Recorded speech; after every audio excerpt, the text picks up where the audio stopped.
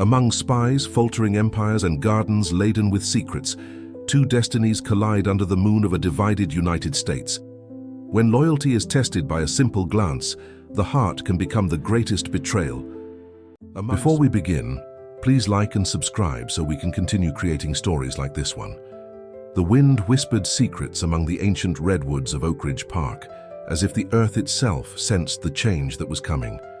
It was 1865, and America was torn between two souls, the Confederate holding on to its traditions and the Union, rooted in the hearts of its people.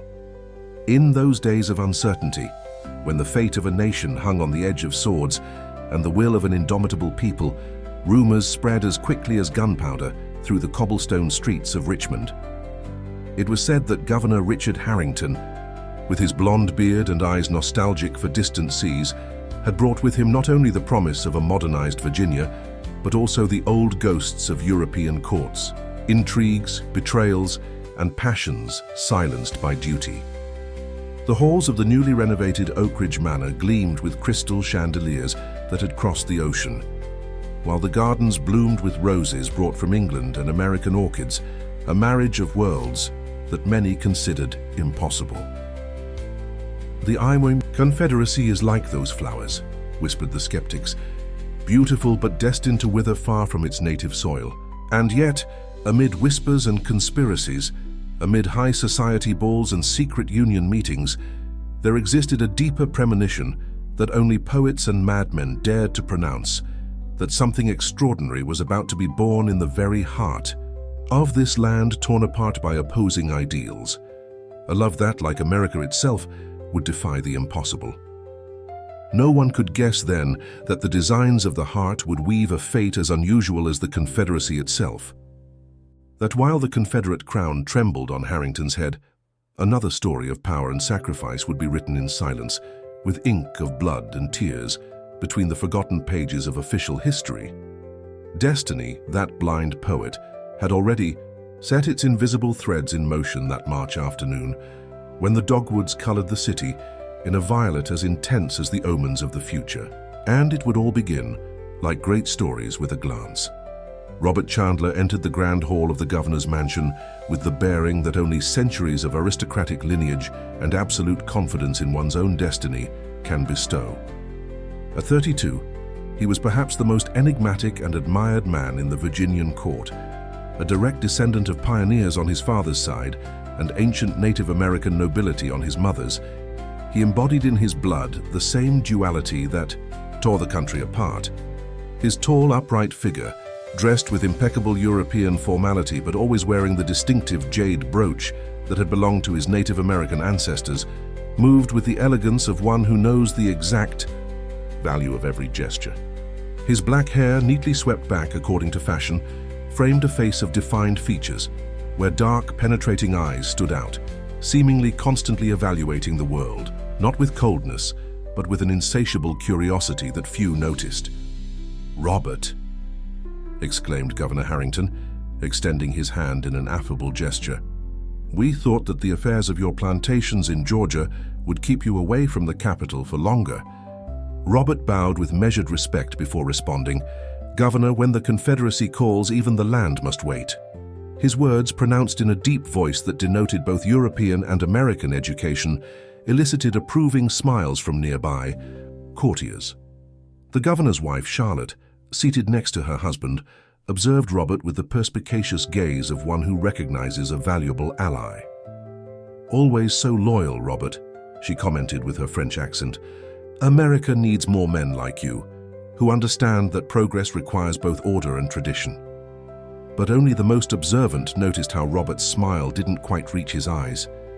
This man, who had studied at the best universities in Europe before returning to his native land, who mastered 5 languages and knew as much about poetry as he did about agricultural administration, concealed behind his perfect composure a secret that not even the governor suspected. Because Robert Chandler, trusted advisor to Harrington, Knight of the Order of Virginia, and one of the richest landowners in central Virginia, maintained secret correspondence with Abraham Lincoln. He didn't consider himself a traitor to the Confederacy. In his cultivated and pragmatic mind, he simply observed the complete board, where others only saw isolated pieces. He believed in a modern and prosperous America, but doubted more each day that a foreign-influenced government, however well-intentioned, could truly understand the soul of this complex land. As he walked through the hall, politely greeting ministers and Confederate generals, aristocratic ladies and foreign envoys, Robert felt the weight of the contradictions that inhabited him. Like the eagle of the national emblem, his heart was divided between two worlds. Robert called General Thomas Fleming, commander of the Confederate troops, with a glass of champagne in his hand. "We were just discussing the recent Union intrusions on the roads to Baltimore. What do you think? Are they simple bandits, or does Lincoln's hand extend so far?" The question, formulated with apparent casualness, was actually a delicately laid trap. Several nearby officers interrupted their conversations to hear his answer. "General," Robert replied with a serene smile, "I've learned that in America, rarely is anything simple. The men you call bandits might be patriots to others. History will judge who truly defended America." A tense silence followed his words. The Confederate general narrowed his eyes, evaluating whether that answer deserved a duel or a laugh. "Diplomatic as always," intervened the voice of Judge Whittaker, a Southerner who had embraced the Confederate cause with almost religious fervor. But we all know where Robert's loyalties lie. The addressed maintained his composure, although for an instant a flash of something primitive and dangerous crossed his gaze. "My loyalties, Judge, are with America. They always have been." The tension dissipated when the doors of the hall opened again, announcing the arrival of other guests. Robert took advantage of the moment to move away, heading toward one of the balconies overlooking the governor's gardens. He needed fresh air, a moment of solitude to order his thoughts.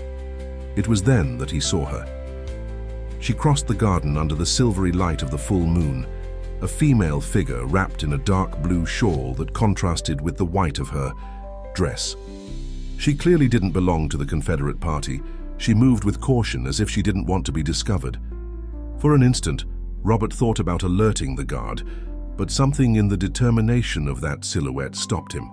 The woman stopped in front of the central fountain, where the statue of an ancient Native American deity had recently been replaced by a European nymph of white marble. She observed it attentively for a long minute, then took something from among the folds of her shawl and placed it at the feet of the statue. Without thinking twice, Robert descended the side staircase of the balcony, moving silently through the shadows of the cypress trees. When he reached the fountain, the mysterious woman was already moving away toward the eastern wall of the garden.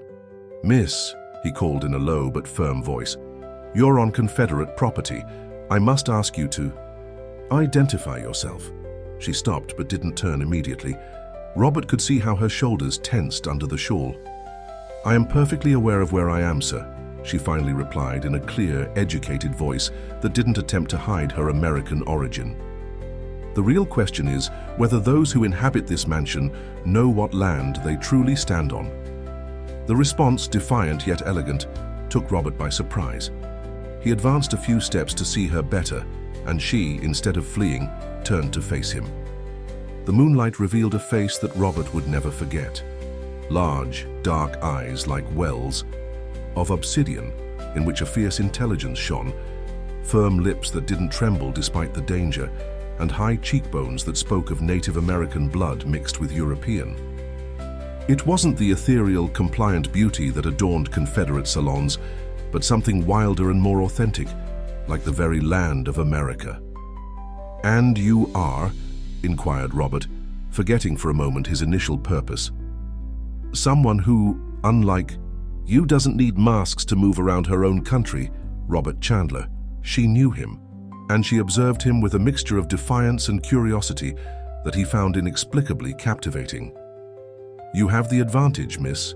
You know my name, but I don't know yours." A fleeting smile crossed the woman's face.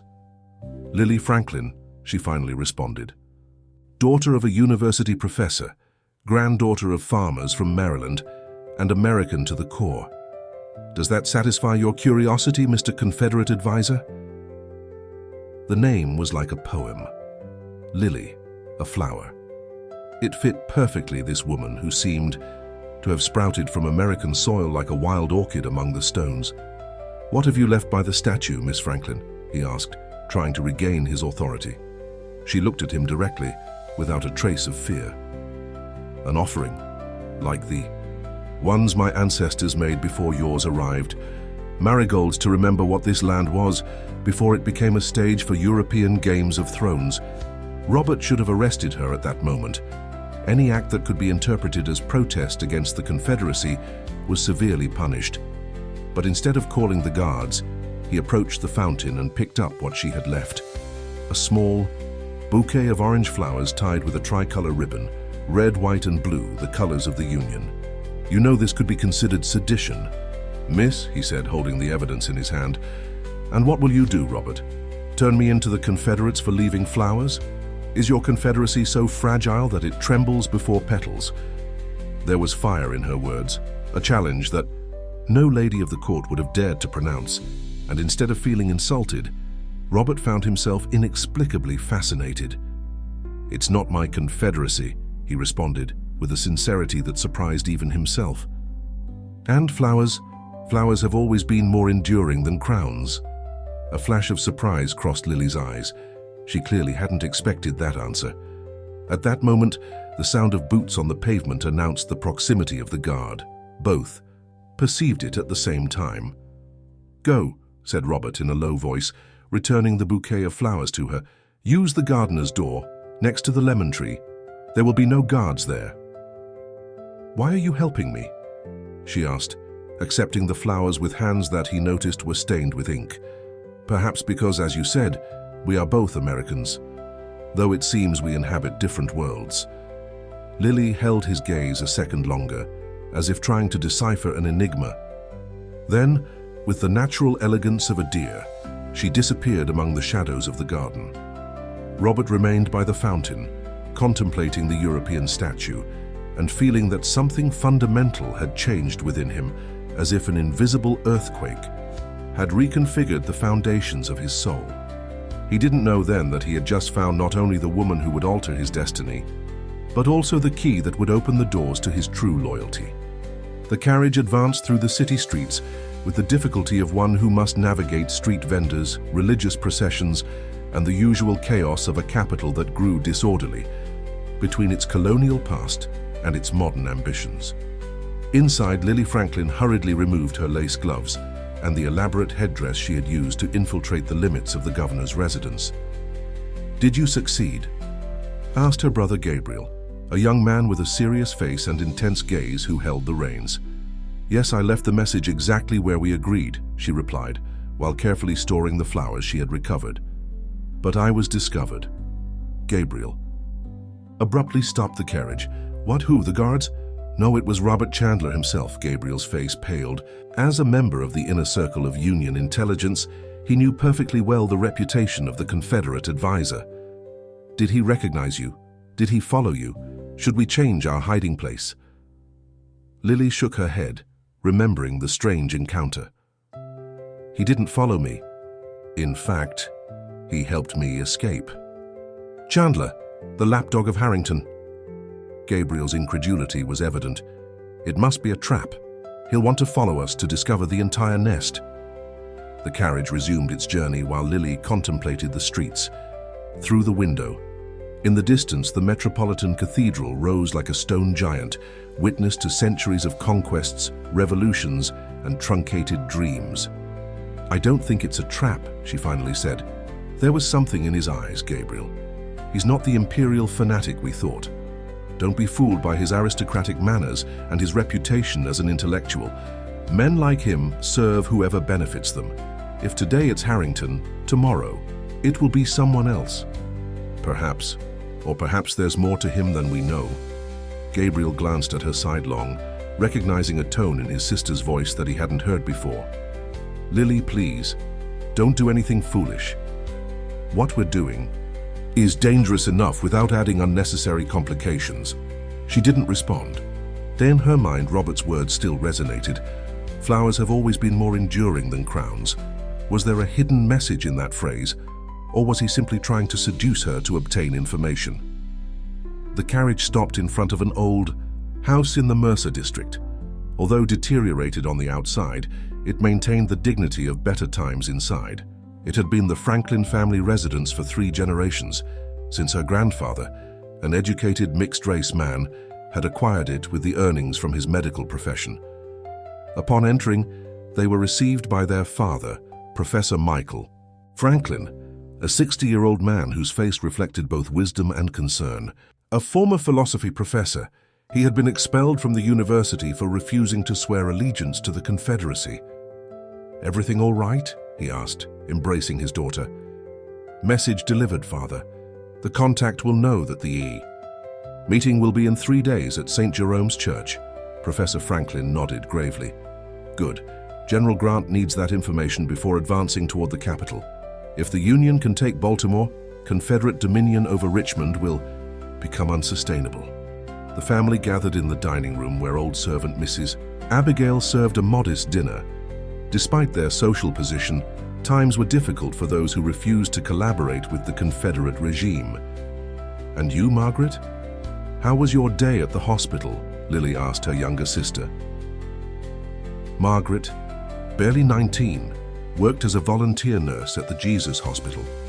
With her angelic face and gentle manners, no one would suspect that she was also part of the Union Information Network. "More wounded arrived from the Williamsburg front," she replied in a quiet voice. "Confederates mostly. They're afraid, Lily. They talk when they think we don't understand their language. They say that Jefferson Davis is considering withdrawing his troops." Gabriel struck the table enthusiastically. "I knew it!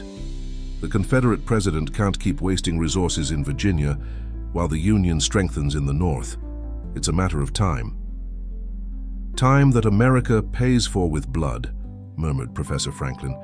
"Each day under Confederate occupation is another wound to our dignity." The conversation continued in a somber tone, discussing the latest news of the Union advance and the growing tensions in the Confederate court. However, Lily remained unusually quiet, her mind still occupied by the enigmatic encounter in the gardens of Oak Ridge.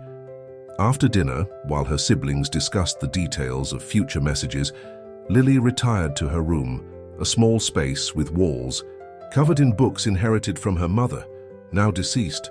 Alongside texts of philosophy and poetry, she kept hidden a diary where she recorded names, dates, and places related to the Union movement. She took from among the folds of her dress a small flower she had preserved from the marigold bouquet and pressed it between the pages of her copy of Leaves of Grass by Walt Whitman, a poet who, like her, believed in the transformative power of words. As the moon rose over Richmond, illuminating equally mansions and tenements, Lily couldn't help but wonder if she would see Robert Chandler again, and what that encounter would mean for the cause to which she had consecrated her life. What she couldn't imagine was that, at that same moment, in his elegant residence near the Capitol, Robert was also contemplating the moon, holding in his hands a coded letter that he needed to send to Abraham Lincoln, but unable to concentrate on the words. In his mind persisted the image of a woman with defiant eyes who dared to leave marigolds at the feet of a European nymph. The following days passed in a strange, tense calm, like the heavy air that precedes a storm.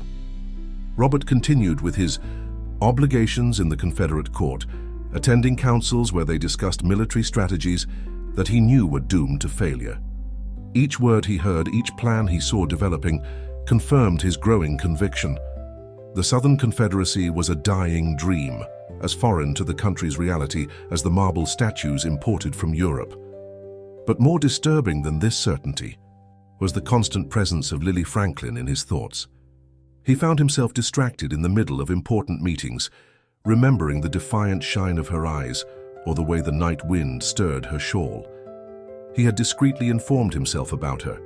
Daughter of a respected academic, fallen from grace, educated in literature and politics, known for her sharp pen in clandestine Union publications, a potential enemy.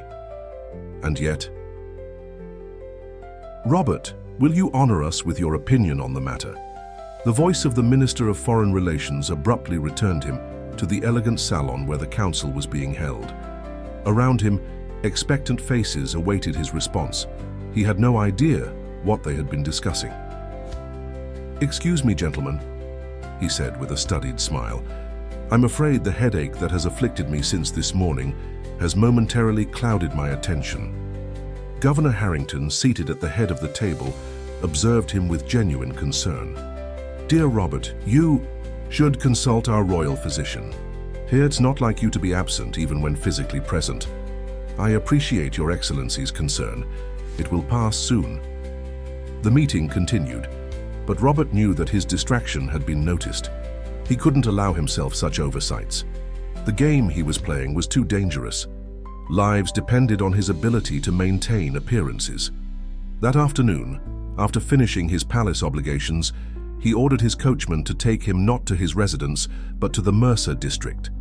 It was imprudent, he knew, but something stronger than reason impelled him. He descended from the carriage several streets away from the Franklin house, aware that a vehicle with his family crest would attract unwanted attention. Dressed more soberly than usual, with a dark cape that partially concealed his face, he walked through the alleys where life bustled with an authenticity rarely seen in Confederate circles. Vendors hawking their wares, children running between puddles, old women praying the rosary on corners. This was the real America, thought Robert, not the ballroom dances with Viennese waltzes or banquets where French food was served. When he arrived in front of the Franklin house, he stopped, suddenly aware of the madness he was committing. What did he intend? To present himself at the door of a family known for their Union sympathies? What explanation would he give? He was about to turn around when the door opened and she appeared. She was dressed simply, with a wide indigo skirt and a white blouse embroidered with flowers. Her hair, which he had seen pinned up on the night in the garden, now fell in a thick braid over her shoulder. She carried several books in her arms. Both remained motionless, surprised by the encounter. "Robert," she finally said, recovering her composure, "are you coming to arrest me for my audacity with the flowers, or simply to spy on the enemies of the Confederacy?" Despite the hardness of her words, there was a hint of curiosity in her voice. "Neither one nor the other, Miss Franklin. Although I recognize that my presence here lacks a reasonable explanation. Actions without reasonable explanation tend to be the most revealing, Robert." An uncomfortable silence settled between them. A few meters away, a group of children played with a hoop, oblivious to the tension of the moment. "I was going to the Mendoza bookstore," she finally said, nodding toward the end of the street. "If you wish to talk, you may accompany me. In public, there are fewer possibilities of confusing you with a friend, which would be detrimental to your reputation." It was a challenge, but also an invitation. Robert nodded and walked alongside, her maintaining a respectable distance. "I've thought a lot about our encounter in the gardens," he confessed, when they were at some distance from the house. "Really? I'm surprised that a man as busy as you, designing the future of America from Confederate salons, has time for such frivolities." "It wasn't a frivolity," he responded with seriousness. "It was a moment of truth, something scarce in my position." Lily looked at him askance, evaluating the sincerity of his words. "And what truth did you find exactly, Robert? That some American women aren't dazzled by foreign uniforms or imported crowns? That appearances deceive, Miss Franklin, both yours and mine." They arrived at the bookstore, a modest but well-stocked establishment with shelves that reached the ceiling and the unmistakable aroma of old paper and fresh ink. The proprietor, an old man with thick glasses, greeted Lily with familiarity and then observed her companion with suspicion. "Mr. Thompson, I present to you an acquaintance," she said, deliberately avoiding mentioning Robert's name. "He's looking for readings on American history, authentic American history." The old man nodded slowly without ceasing to scrutinize Robert. "In the back, next to the window, we have our section of chronicles and testimonies. Miss Franklin knows the way well." As they moved between the shelves, Robert noticed that several customers observed him with distrust. His aristocratic bearing was difficult to disguise, even in simple clothes. "You're not welcome here," murmured Lily, This is a sanctuary for those who believe in an American republic, not in European thrones. And yet, you've brought me. Curiosity sometimes outweighs prudence. I want to understand what Harrington's favorite advisor is doing, walking, alone through Mercer, looking for me. I wasn't looking for you, Robert lied. I was simply taking a walk. You lie very poorly for a diplomat, she replied with a fleeting smile. They reached a secluded corner where a small window filtered the golden light of the afternoon onto shelves loaded with ancient books. Lily left the books she was carrying on a rickety table and took one from the shelves, opening it to a marked page. The Letters of Christopher Columbus, she said, showing him the text. Have you read them? They describe how an empire can fall before foreign forces when it divides internally. Fascinating parallel with our current situation, don't you think? The difference, Miss Franklin, is that Harrington was invited by Americans. He didn't come to conquer, but to govern a country that was already divided. Invited? Do you call an invitation the intrigues of a few desperate conservatives trying to maintain their privileges? The armed intervention of the Confederacy? What?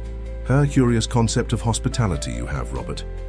The passion with which she defended her ideas gave her a special brilliance, thought Robert.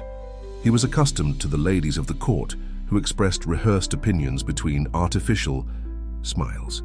Lily's frankness was as refreshing as it was dangerous. I didn't come to debate politics, he said, moving a little closer. I came because I haven't been able to forget the woman who defied a confederacy with marigolds. Lily seemed momentarily disconcerted by the confession. Her eyes, always so firm, faltered. Be careful, Robert.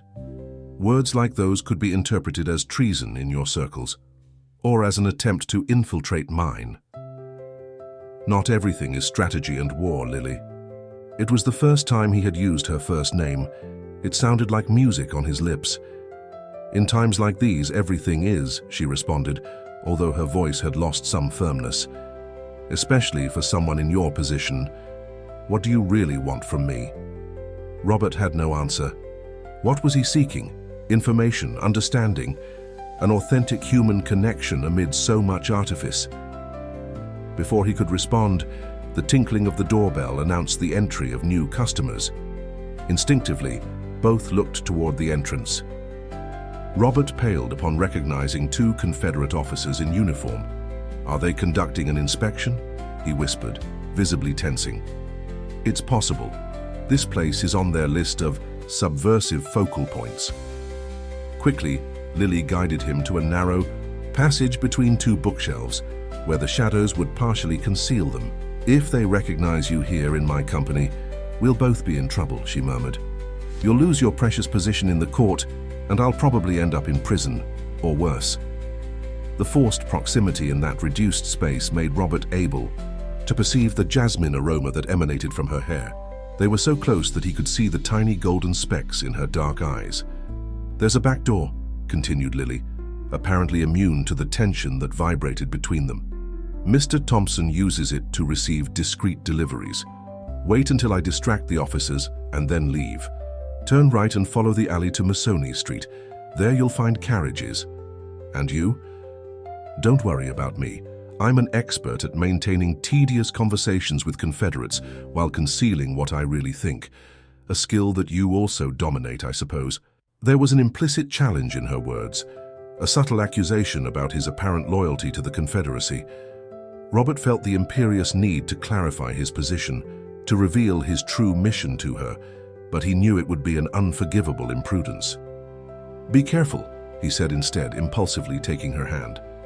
The contact, brief and unexpected, seemed to surprise them both. Lily withdrew her hand as if she had touched fire, but the expression on her face had softened. Go, Robert, and if you value your life and mine, don't look for me again. With those words, she emerged from the hiding place and advanced toward the counter, where the officers were interrogating the old bookseller.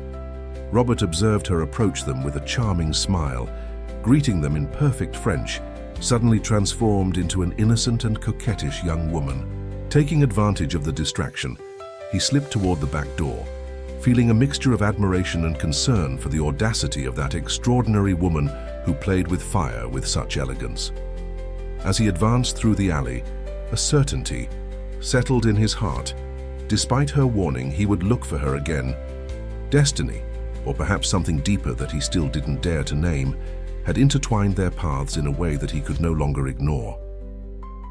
May 1865 arrived in Richmond with premature rains that turned the streets into rivers of mud and made the red tile roofs gleam under occasional lightning. Nature seemed to reflect the growing political turbulence that agitated the country. In Oak Ridge Manor, the tension was palpable. News had arrived of Union victories in the North, and persistent rumors about the possible withdrawal of Confederate troops circulated even among the staunchest defenders of the Confederacy. Governor's wife Charlotte, always elegant and controlled, began to show signs of anxiety that didn't escape Robert's attentive eyes. "Robert," she called to him one afternoon after a particularly turbulent council, "could you accompany me to the greenhouse? I need air and intelligent conversation." The governor's greenhouse, a structure of iron and glass imported from France, housed exotic plants from all corners of the state. As they walked among ferns and orchids, guarded at a distance by Confederate guards, Charlotte expressed her concerns. "General Fleming's reports worry me," confessed the governor's wife. "He says we face a guerrilla war impossible to win with European tactics. What do you think?" Robert carefully measured his response. "Ma'am, America has a long tradition of resistance. Our territory, our geography, favors those who know every ravine, every mountain, every forest. The Confederates, however militarily superior they may be, are strangers in this land." "You speak as if you sympathized with the rebels, Robert," observed Charlotte without accusation in her voice, only curiosity. "I speak as someone who loves his country and understands its history, ma'am. I understand both Union idealism and the need for stability that the Confederacy promises. My loyalty is with a prosperous and peaceful America, regardless of under which flag." The governor's wife studied him with her perceptive blue eyes. "You are a man of delicate balances, Robert. That makes you valuable and potentially dangerous." Before he could respond, an aide approached urgently. "Ma'am, the governor requests your presence immediately. Dispatches have arrived from Richmond." Charlotte's face lost color, but she maintained her aristocratic composure. "We'll continue this conversation on another occasion, Robert. I always value your perspective, however uncomfortable it may sometimes be." After the governor's wife's departure, Robert remained in the greenhouse contemplating a strange crimson flower that seemed out of place among so much European vegetation. Like himself, he thought with irony. Beautiful, isn't it? Dahlia coccinea, an American flower that Europeans adore while despising the land that created it. The voice emerged from among the plants, startling him. Upon turning, he found an older man in the Imperial Gardener's uniform, but with the unmistakable Native American features in his weathered face. "Excuse me, sir. I didn't mean to disturb you," said the gardener, respectfully inclining his head. "You don't disturb me, on the contrary. I appreciate botanical knowledge." The man smiled slightly, revealing deep wrinkles at the corners of his eyes. "I've been tending these lands for 40 years, sir. Since long before they were Confederate. I've seen presidents and generals, invaders and liberators. Plants are wiser than all of them. They bend with the wind, but never forget where their roots are." There was something in the old man's way of speaking that intrigued Robert. "What's your name?" "Matthew, sir. Matthew Franklin." The surname sent a chill through Robert. "Franklin? Do you have family in the city?" The old man's eyes shone with a flash of cunning. "I have family in many places, sir, some closer than others to the heart of the Confederacy." Before Robert could interrogate him further, the gardener bowed again and moved away among the fruit trees, leaving him with the disturbing sensation that the encounter had not been casual. That same night, while dining alone in his residence, a servant handed him a note that had been left by an anonymous messenger. "If you seek truths that bloom in darkness, come to Lover's Lane tomorrow at midnight. A flower will guide you." There was no signature, but Robert immediately recognized the allusion to the marigold flowers. Was it a trap? Or had Lily really decided to contact him after weeks of silence? Lover's Lane was known for being so narrow that the balconies of the facing houses almost touched, allowing forbidden lovers to meet in secret. An appropriately symbolic place, thought Robert, for whatever was about to happen. When the next night arrived, a persistent drizzle fell over the city, enveloping the street lamps in ghostly halos and emptying the streets of passers-by. Dressed in dark clothes and a waterproof cape, Robert dismissed his coachman several streets before the meeting point and continued on foot, alert to any sign of danger. Lover's Lane was immersed in shadows when he arrived, punctual as always. For long minutes he remained motionless, feeling the water filter through his cape, wondering if he had made a mistake in coming. And then he saw it. Not Lily, but the promised sign, a marigold flower placed on the windowsill, illuminated by the weak glow of an interior candle, a balcony above, a half-open door. With caution, Robert entered the building, an old colonial house converted into tenements. He climbed the creaking stairs to the second floor, where the door next to the balcony remained ajar, inviting him. The room was sparsely furnished, a table, 2 chairs, a small cot against the wall. Several candles provided a tremulous light that drew dancing shadows on the peeling walls, and there, standing by the window, was she. "I was beginning to think you wouldn't come, Robert." Lily was dressed simply, with a dark skirt and a black shawl that highlighted the intensity of her gaze. On the table were several papers and a map of the Republic. "Why this change of opinion, Miss Franklin? Last time you explicitly ordered me not to look for you." She smiled slightly. "I'm not allowing you to look for me. I'm the one who has summoned you." "For what purpose?" Instead of responding directly, Lily indicated that he should take a seat across from her. When both were seated, with the table between them like a symbolic border, she spoke with a grave voice. "I've been observing you, Robert. Your movements in the mansion, your conversations, your absences. There's something that doesn't fit." In the perfect Confederate advisor, Robert maintained an impassive face, but his heart accelerated. Had she discovered his secret? "And what have you concluded from your observations?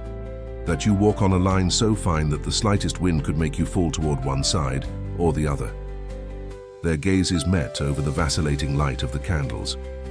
"There was so much at stake, so much unsaid. Have you brought me here to accuse me of something, Miss Franklin?" "Accusation implies certainty, Robert. I only have suspicions and hope." "Hope?" Lily leaned slightly forward.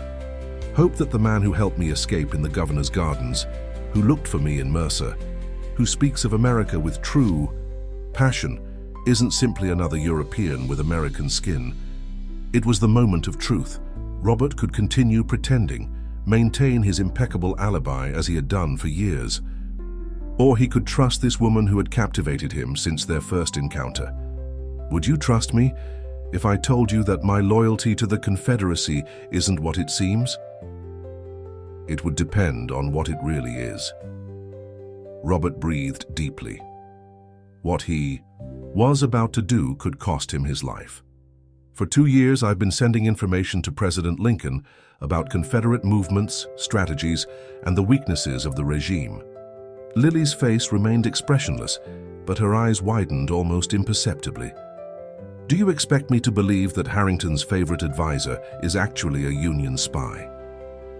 "I don't expect you to believe anything. I'm only answering your unasked question about where my true loyalty lies." She rose abruptly and walked to the window, turning her back on him. The rain had intensified, rhythmically beating against the glass. "If what you say is true, why reveal it to me? You could be setting a trap to make me confess my Union connections." Robert also stood up but didn't approach her, respecting her space. "I could, but I'm not. And how can I know that? The same way I can't know if you won't denounce me tomorrow to General Fleming. There are moments, Lily, when trust is a leap into the void." She turned slowly. On her face, a battle was being waged between caution and something deeper. "Why?" she finally asked. "Why betray the Confederacy that has given you so much?" "Because I love America more than any crown or flag. Because I saw how Harrington's ideals, however noble they may have been at the beginning, were corrupted under Confederate influence. Because I believe in the sovereignty of our people." Thunder rumbled in the distance, dramatically underscoring. His words were pretty words, Robert, But words are easy. Actions aren't. Ask General Williams about the mysterious warning he received before the Confederate attack on Baltimore last month, or Colonel Miller about the coded documents that revealed Confederate supply routes. Lily's expression subtly changed. These were details that only someone truly connected to the Union cause could know. If what you say is true, your position is extremely valuable to the Republic. And extremely precarious. Judge Whittaker suspects me. He's been following me, interrogating my servants. Why don't you flee then? You could openly join Lincoln's forces. Robert shook his head. My value lies precisely in my current position. The day they discover me, my usefulness to the cause ends. A silence charged with meaning settled between them. The rain pounded with renewed force, as if wanting to underscore the intensity of the moment. Why are you telling me all this now? Lily finally asked. Robert took a step toward her, reducing the distance. Because since that night in the gardens, I haven't been able to stop thinking about you, because I needed you to know who I really am, before... He didn't finish the sentence, but it wasn't necessary. The tension between them had changed, transforming into something more elemental, even more dangerous than the political confessions. This is madness, she murmured, but she didn't back away when he took another step. The entire world is going. Mad, Lily. The Confederacy is crumbling, the Union advances, and amid it all I found you. They were so close now that he could see the raindrops that spattered her face from the open window. Lightning briefly illuminated the room, revealing in her eyes a vulnerability that she rarely allowed to show. We can't, she said, but her voice lacked conviction. There's too much at stake. The cause will still be there tomorrow. Tonight, we're just a man and a woman who found each other in the midst of the storm. When their lips finally met, it was as if all tensions, fears and doubts dissolved in a moment of perfect clarity. The kiss was both tender and passionate, a silent declaration more powerful than any political oath. The candles flickered when a gust of humid wind entered through the window, but neither of them noticed. In that instant, in that room worn by time while the rain fell over Richmond like a silver veil, two divided souls momentarily found their unity. What neither knew was that from the shadows of the alley, a solitary figure observed them. Judge Whittaker, soaked and furious, had followed Robert to his secret meeting, and what he had witnessed confirmed his darkest suspicions. The following days passed for Robert in a state of agitation, barely contained by his usual mask of diplomatic serenity.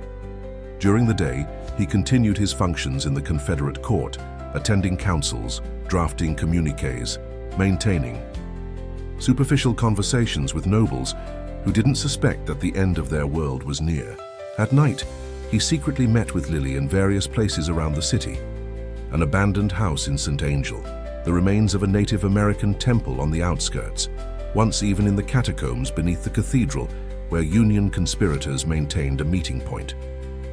Their relationship deepened with each encounter, intertwining personal passion with political fervor. Lily had accepted his double game as authentic and had revealed her own participation in the Union Information Network. Together, they began to coordinate efforts, making Robert's information reach Union commanders more quickly and efficiently. But clandestine happiness brought with it increasing danger.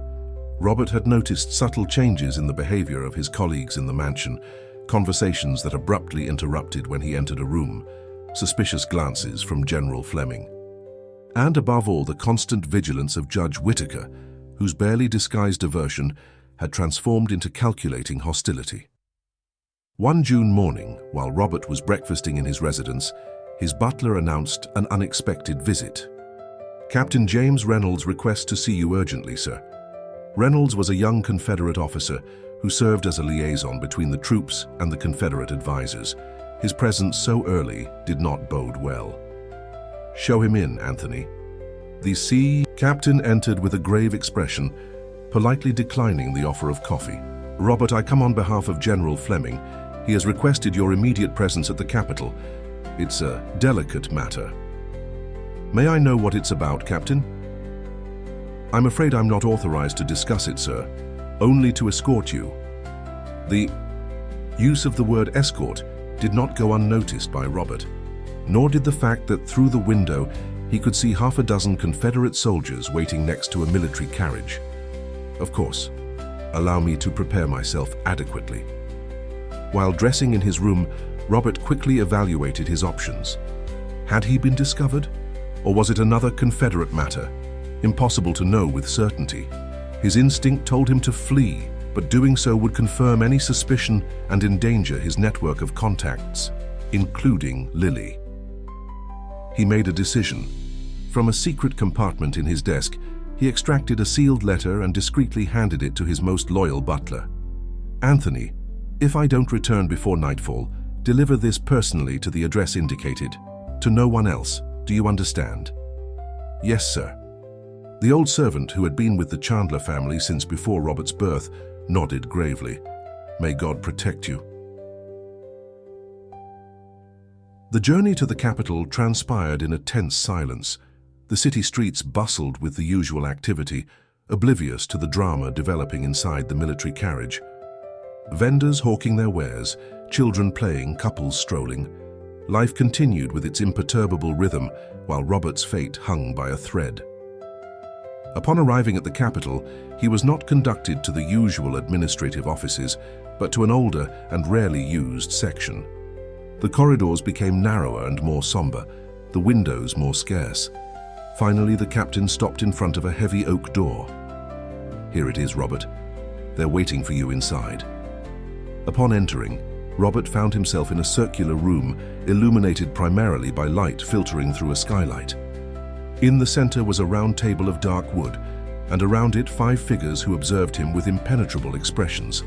General Fleming, Supreme Commander of the Confederate Forces. Judge Whittaker, whose barely contained smile revealed satisfaction. The Confederate Minister of Justice, a conservative American named Morgan. An unknown Confederate officer with military intelligence insignia. And surprisingly, an older man in simple clothes whom Robert immediately recognized, Matthew, the governor's gardener. "Robert," began Fleming with his marked southern accent, "we appreciate your punctuality. Please take a seat." Robert sat with studied dignity, maintaining an impassive face despite the growing certainty that he had fallen into a trap. "I imagine you're wondering why we've summoned you with such protocol," continued the general, carefully choosing his words. "We're investigating a matter of extreme gravity, treason to the Confederacy." A heavy silence followed this declaration. Robert didn't blink. "A serious accusation, General. May I ask who is the accused?" Judge Whittaker let out a derisive chuckle. "Your acting is admirable, Chandler, worthy of the Paris theaters, but the performance has ended." Fleming raised a hand, silencing the judge. "Robert, we have evidence suggesting that you have been providing confidential information to the Union forces for at least a year." "That's absurd," responded Robert with serenity. "My loyalty to Governor Harrington is unquestionable. Any suggestion to the contrary is a calumny." The intelligence officer pushed a stack of papers toward him. "Copies of military dispatches with your personal annotations. The originals were intercepted on their way to Williamsburg, where we know Lincoln maintains contacts." Robert briefly examined the documents. They were authentic. Somehow, they had captured one of his messengers. Anyone could have forged my handwriting, he argued, although he knew his defense was beginning to crumble. "Perhaps," intervened Minister Morgan, "but can they also forge this?" He placed on the table a small object that made Robert's heart stop for an instant. A jade brooch identical to the one he always wore, but which now also rested on the lapel of his jacket. "Found alongside the documents," explained Morgan. "An agreed signal, we suppose, to authenticate their origin." Robert maintained his composure, though his mind worked frantically. The brooch was indeed part of his communication system, but there was something strange in all this. How had they connected the dots so perfectly? "And then," continued Fleming, "there are your clandestine meetings with known Union agitators." With a gesture, he indicated that the gardener should speak. Old Matthew leaned forward, his face furrowed with wrinkles contracted in an expression of regret. "I'm sorry, Robert," he said in a broken voice, "but my loyalty is to the Confederacy that gives work and bread to my family." Matthew has been very useful, explained Whitaker with malice. Observing your comings and goings, your whispered conversations, your meetings in the gardens, even following you occasionally when you left the mansion at unusual hours. The gardener nodded heavily. And then, added Whitaker, leaning forward with a triumphant expression, there's your relationship with Miss Franklin, a known Union propagandist.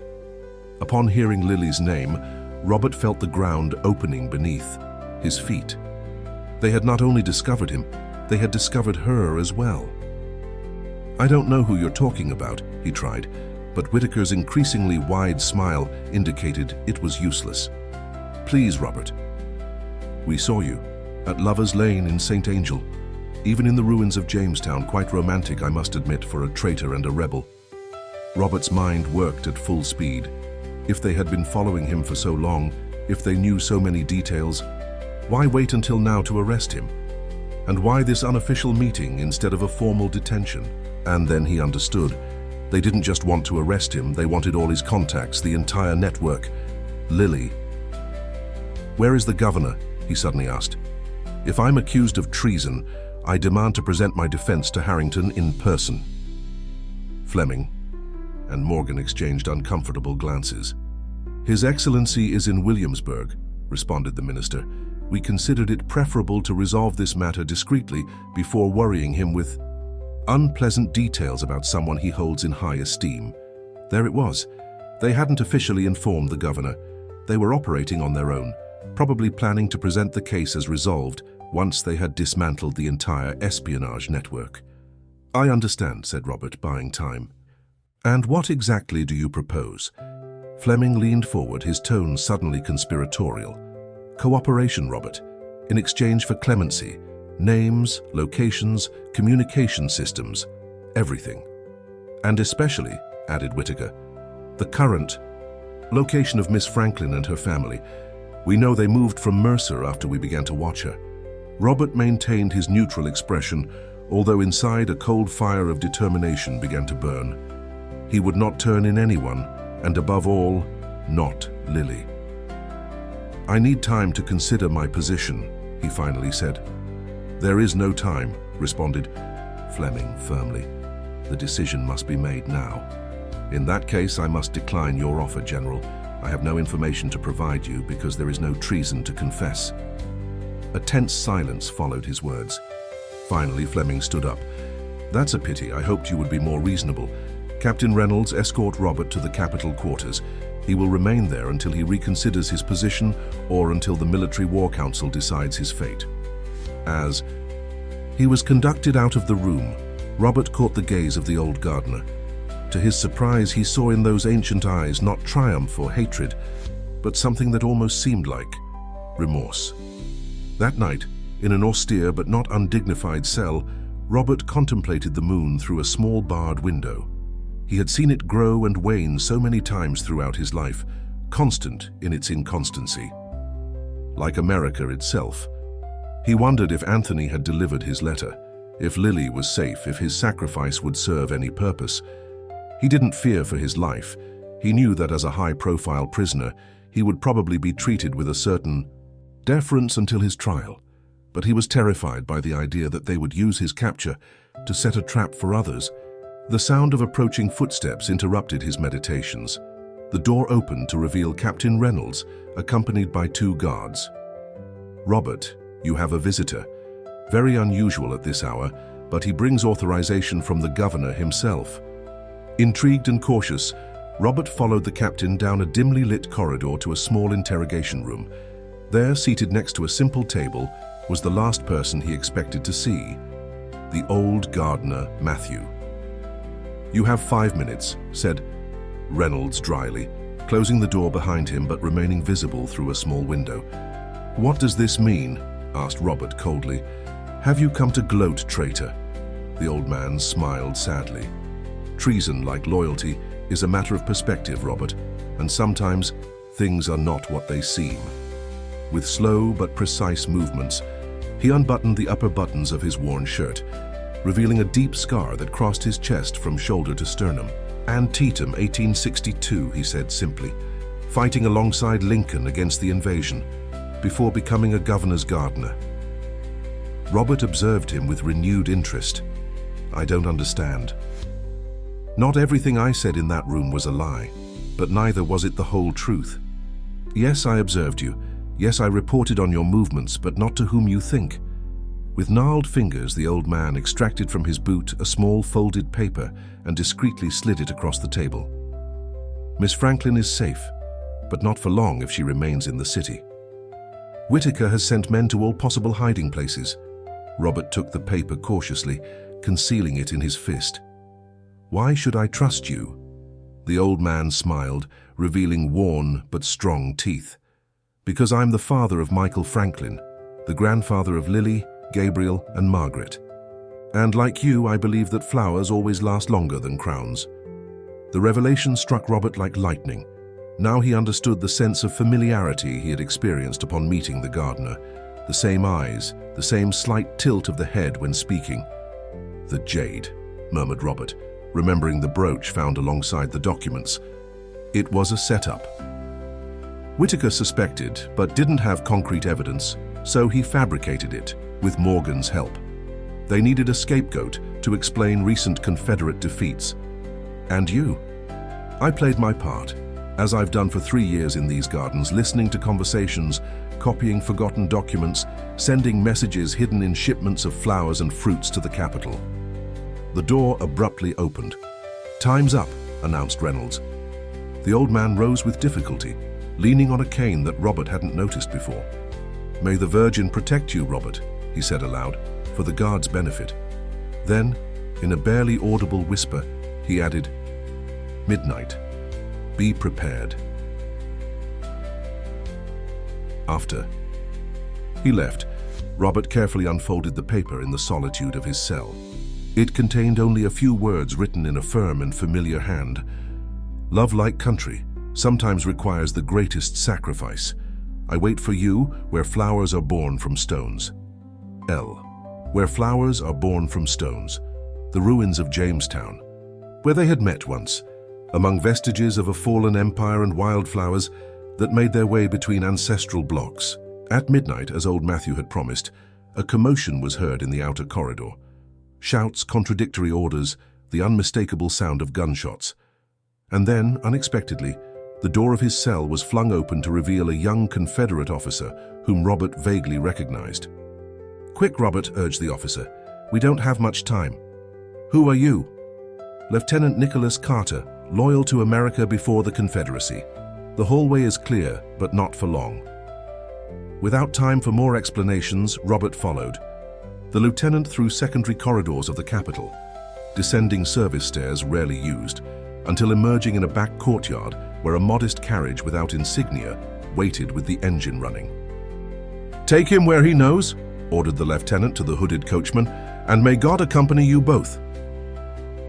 Only when the carriage was speeding away through dark alleys, skirting the city limits, did Robert notice that the coachman was none other than Gabriel Franklin, Lily's brother. How? He began to ask. The network is larger than you. Imagine, responded Gabriel without taking his eyes from the road, and not all who wear a Confederate uniform have sold their soul to the Confederacy. They traversed the sleeping city like ghosts, avoiding the main avenues and checkpoints, until reaching the outskirts, where the ancient ruins of Jamestown rose like specters under the silvery moonlight. And there, among collapsed columns and stones that had witnessed the rise and fall of empires long before Harrington's, was she. Lily wrapped in a dark shawl, with a small travel bag at her feet, and her face illuminated by a mixture of relief and anxiety upon seeing him descend from the carriage. There were no initial words, only the desperate embrace of two souls who had feared never meeting again. When they finally separated, Robert noticed they weren't alone. Next to a crumbled wall waited Professor Franklin and his younger daughter, Margaret. There's no time for complete explanations, said Professor Franklin, approaching with a firm step despite his age. The Confederacy has issued arrest warrants for all of us. You must leave this very night. Leave? Where to? Asked Robert. To the north, responded Lily, taking his hands in hers. To join General Grant's forces Lincoln has specifically requested your presence, Robert. Your knowledge of the Confederate administration will be invaluable to the Union cause. And you? Robert looked at Professor Franklin and Margaret. Will you come with us? An exchange of glances between the members of the Franklin family gave him the answer before Professor Franklin spoke. Gabriel and I must stay, said the old man with resigned dignity. The resistance in Richmond needs leaders, and our information network is more vital than ever now that you won't be in the mansion. And I'm more useful at the hospital, added Margaret. The wounded will continue to arrive, regardless of which flag flies over the capital. It's too dangerous, protested Robert. After my escape, Whitaker will intensify the search. That's precisely why we must leave tonight, intervened Gabriel, who had secured the carriage. I've prepared false documents, new identities. You'll travel as merchants returning to Boston. Fresh horses are waiting in Fredericksburg. The distant sound of hooves and voices interrupted the conversation. Still far away but approaching. A patrol, probably looking for them. Now, urged Gabriel, there's no more time. The goodbyes were brief and painful, charged with the awareness that they could be the last. Professor Franklin embraced his daughter with the silent strength of one who has lived long enough to know that some sacrifices are necessary. Take care of him, he said to Lily, pointing to Robert, and always remember why we fight. For a free America, she responded, with contained tears shining in her eyes, where no one must choose between love and country.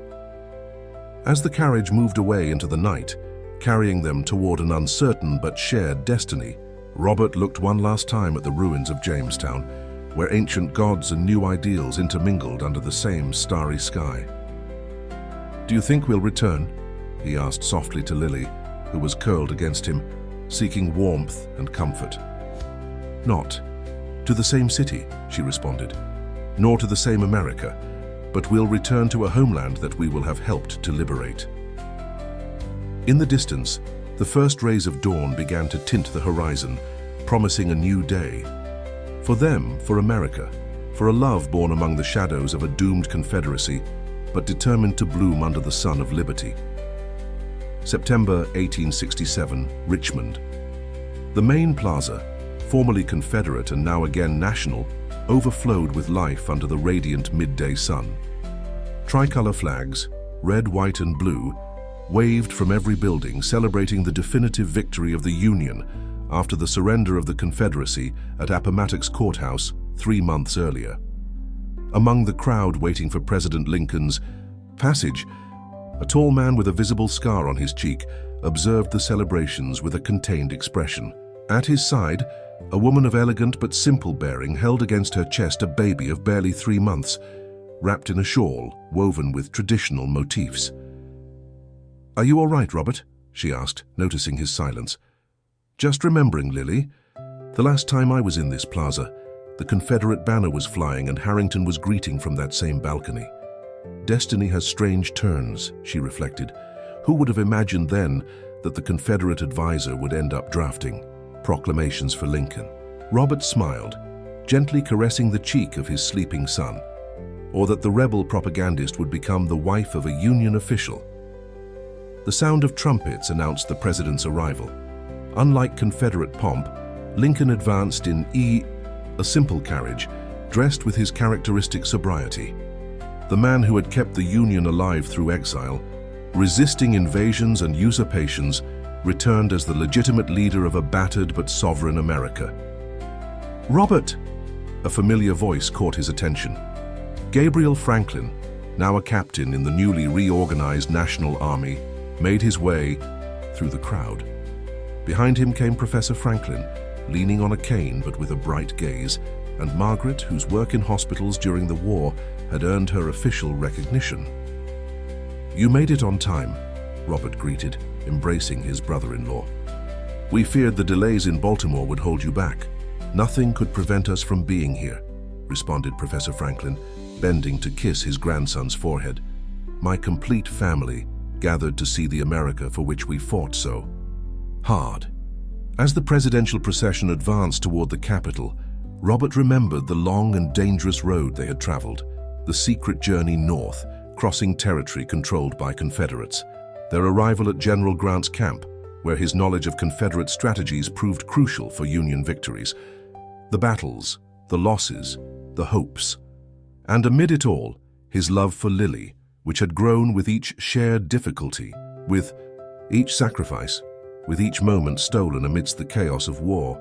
They had married in a simple ceremony in Philadelphia, with Lincoln himself as witness, shortly before the final offensive against Confederate forces. "What are you thinking about?" asked Lily, observing his thoughtful face while the crowd cheered. "The President's passage." "About the seeds we planted," he responded, "and the flowers that will bloom for our son." She smiled, recognizing the reference to that first encounter in the gardens of Oak Ridge, now so distant. "Flowers always last longer than crowns," she murmured, repeating the words he had said to her then. "And love, like country, sometimes requires the greatest sacrifice," he completed. When Lincoln passed before them, the president slightly inclined his head in recognition. They weren't heroes known to most Americans celebrating that day, but the man who had kept the flame of the Union alive knew exactly how much he owed to those silent spies. As the sun began its descent over Richmond, bathing the domes and roofs in gold, the Chandler Franklin family moved toward their home. An uncertain but promising future awaited the reborn nation, like the little one who slept in his mother's arms, still unaware of the legacy of courage and sacrifice that he would one day inherit. In the gardens of the now called Oak Ridge Park, where Union gardeners replanted the flower beds that had shown European flowers, the first marigolds of the season began to open, their orange petals shining like small flames of hope. American flowers, rooted in American soil, that would flourish long after the last echo of Confederate cannons had vanished into oblivion. We hope this story of hidden passions and struggles of conscience has touched your soul. If you're moved by discovering loves that bloom amid ruins of power and hope, we invite you to explore our special playlist. You'll find it to the left of the video. Do you believe it's possible to love someone who represents everything you swore to fight? Or that love can be the first step toward true freedom? Tell us in the comments. We'd love to read your reflections. Until the next story that beats with the strength of a nation.